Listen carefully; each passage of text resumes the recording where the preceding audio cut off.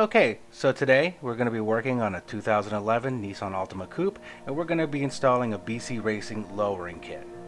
Now this kit was purchased by the customer and we are not endorsed by BC Racing at all. So let's take a look. Here we have the front strut assemblies, and I must say they have a really nice finish. They have the adjuster collars on the bottom for adjustment of the ride height. They're already preloaded and set for 1-inch lowering. We are going to keep them at the factory settings for a 1-inch drop, as that's what our customer requested. Now if you want to lower the vehicle anymore, our recommendation is to take it to an alignment shop, have them put it on the rack, and then have all 4 corners adjusted properly so it's an even, smooth lowering and all the alignment angles are set properly. Here we have the rear shocks and springs, also with the adjustable collars for height and spring dampening rate. The kit also includes the 2 wrenches for the adjustment, so don't forget to keep those when you take it to the alignment shop. Alright, let's get these bad boys installed. Now jacking the vehicle on the pinch wheel on the center line to get both the front and the rear wheels off the ground, and then securing it with our jack stands. I'm using my air impact because my electric finally died. It's always good to have a spare.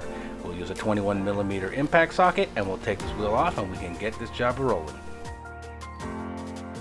Firstly, we'll pop the end link nut, which is an 18mm, off, and we'll take that right out. And then we'll go on to take the clip off of the brake line. Here I'm using a door panel tool, but a small pry bar will work. Just put it in at an angle, give it a few firm taps with your hand, and it should pop right out. After picking up the clip and the nut that we dropped, we'll use a 21mm socket and a 21mm wrench to hold the bolt in, and we'll just zip it right off with the impact. Next, we'll pop off the brake line and the rubber grommets to hold the speed sensor wire on, make them clear from the strut, as we're going to pop the bottom bolt off next. Now at any time you can use penetrating oil if there's any signs of rust, or if they're just overly tight. You can be preemptive by doing that. Now that we have the nut taken off, we'll just go ahead and grab the steering knuckle and give it a little wiggle and pull the bottom bolt out. Next we'll do the same with the top bolt. After it's free and the steering knuckle has released from the strut assembly, we'll just make sure that all the wires and hoses are right out of the way so we can take it out easily. Next we'll use a 13mm socket to take the top bolts off, and then whoops, we're going to try that again. Alright, like I said, take it off. And now moving on to the next one, and this is where power tools are really handy to make the job go a little quicker. But in this last one, we have to use a 13mm swivel wrench to get back in there. Using a ratcheting wrench saves so much time, otherwise this would take life. Now all we have to do is grab a hold of the strut assembly firmly, remove the bolt like so, and then once that is out, we can pull the strut assembly freely from the bottom. Smooth like butter. Now all you have to do is make sure it's not tangled on anything and yank it all the way out.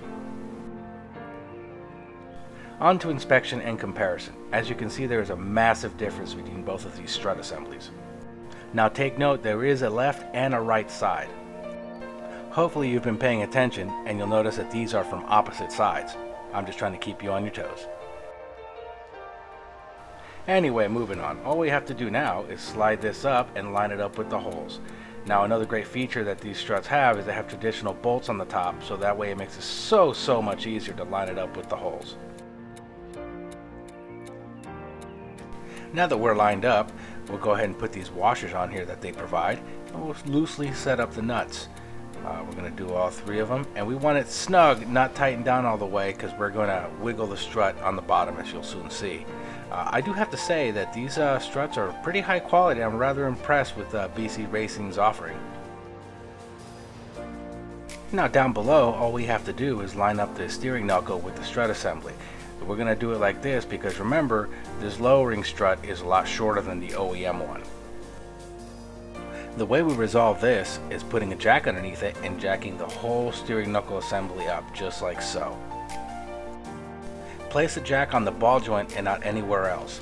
Once you get it up there and everything's lined up with a little wiggle, you slide that bolt right in like that and you can take the jack out.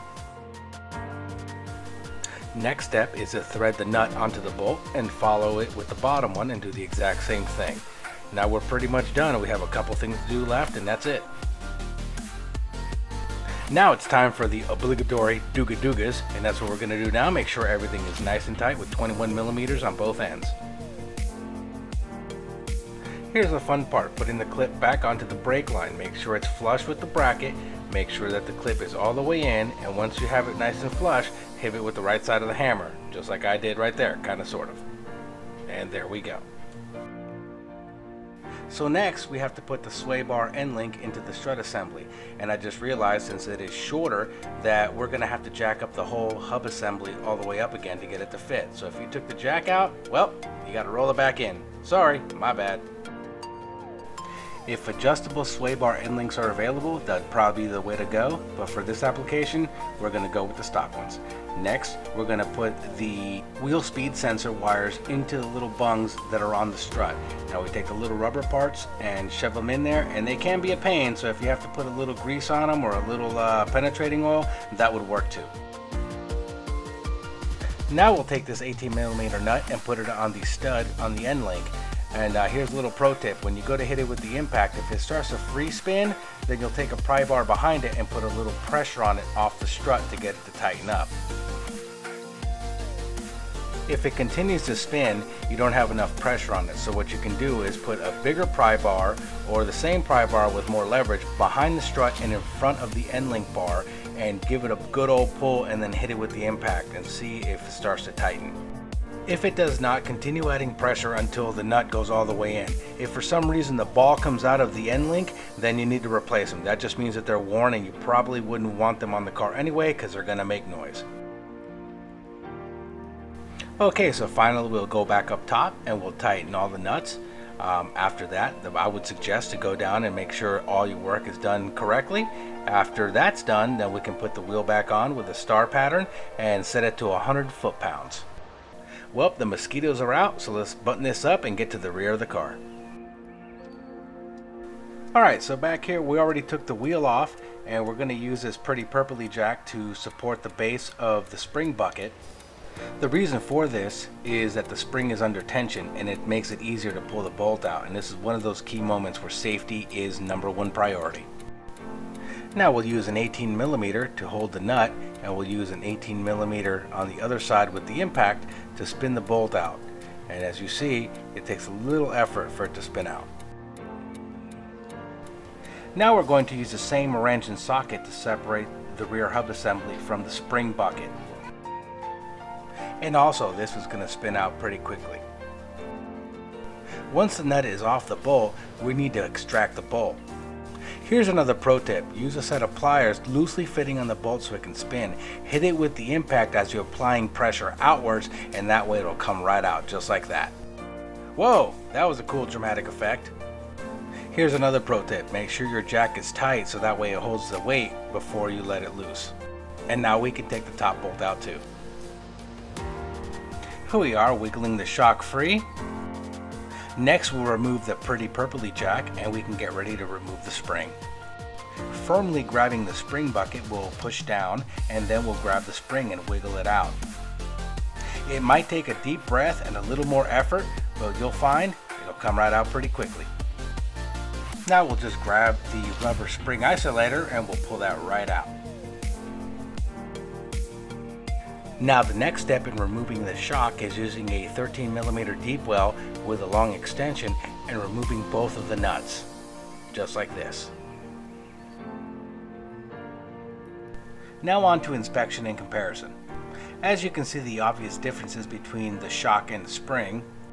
One main thing to note is the welded nut that is on the OEM shock that is not on the aftermarket, and this is a common thing. That's why I always like to put an 18mm wrench on it just in case, because you don't know if it's OEM or aftermarket when you're tearing into it. So here we're going to slide the new shock into the studs on the top, and then we're going to put the 13mm and thread them up loosely so we can move it around to get the bottom bolt in. Once we have it in position, all we have to do now is go ahead and tighten up those 13mm nuts, and it should pop just in place. And now we'll tighten the other one, and we're ready to put the bottom bolt in. Now here we're going to wiggle the bolt through the tangs on the actual shock and get it through the hub assembly. You're going to have to wiggle it around a little bit to get it to line up. But a little perseverance will go a long way. And there it is. Next we'll use the provided nut and thread it onto the bolt on the base of the shock.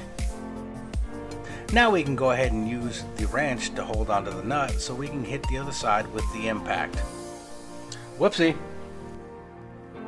Okay, let's try that again. Next we're going to use the impact and do the mandatory dooga-doogas to make sure everything is nice and tight. That is, of course, if I get the socket onto the bolt. Alright, good. Now we'll slide our pretty purpley jack over to the base of the spring bucket and set it up. Finally, we can install the spring and the phenolic isolator assembly. Once we get it all in there, we can start jacking the whole assembly up. Hopefully while I'm doing this, my glasses will clear up from being foggy because I can't see. As we continue to jack up the spring bucket, we're going to make sure that the spring and isolator assembly are lined up till it touches the base of the frame. Just like that. Okay, we're almost there. What we're doing now is we're making sure that the spring bucket is lining up with the bolt bushing, and that way we can button everything up.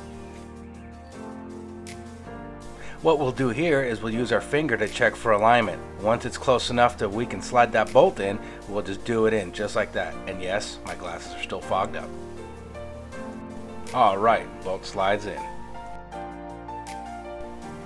So these things, when you're trying to slide the bolt all the way in, sometimes seem to always twist just enough where it won't go through. I think this is going to need a little pry bar action. We're going to try it from this side, and let's see if, well, no, that's not working too well. Well, since we can't find a good leverage point, what we're going to have to do is just manhandle it, pushing the bolt through until the tip finally pops out to hold the other end. Now remember, wiggle the hub and twist and push the bolt till it goes in, and then I'm going to use my impact and threaten it like it owes me money so it goes all the way through. This can get pretty aggravating, so just take your time.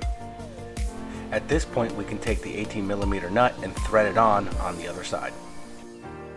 And lastly, we'll go ahead and tighten everything up nice and tight with all the dooga-doogas.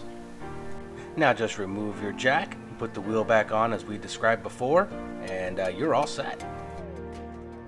Now we can compare our work. Here's the original OEM ride height on the before shot.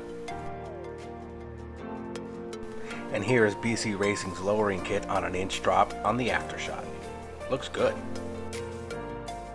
Here's how it looked on the OEM height. And here it is with a nice 1-inch drop. Once again, looks great. And here's the tools that we use for this job. All our contact info is in the links below. Please like and subscribe and let us know what you think in the comments. Thanks for watching and happy wrenching.